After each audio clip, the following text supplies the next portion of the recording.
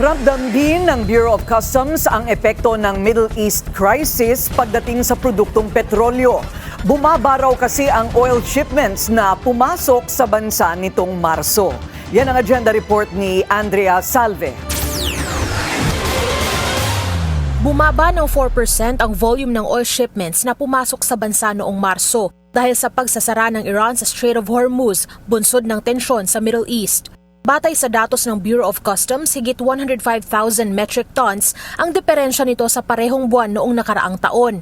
Partikular na nakitaan ng pagbaba ang crude oil, Jet A1 fuel at Avgas 100 low lead. Sa kabilang banda, tumaas naman ang volume ng diesel, gasoline, LPG at kerosene. Pero kahit na raw bumaba ang overall volume ng oil shipments, tumaas naman ng 19% o higit 4.96 billion pesos ang nakolektang duties and taxes para sa Marso.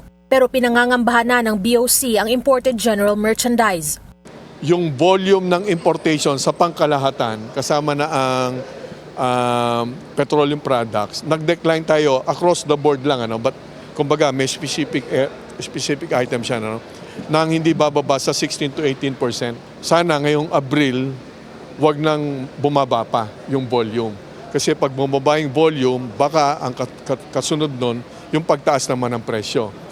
Para naman sa buwan ng Abril, mula April 1 to 6, pumalo na sa 82% ang ibinaba ng oil imports kung ikukumpara sa parehong panahon noong nakaraang taon. Malaking bahagi rito ang decline sa volume ng kerosene, gasoline, diesel at LPG.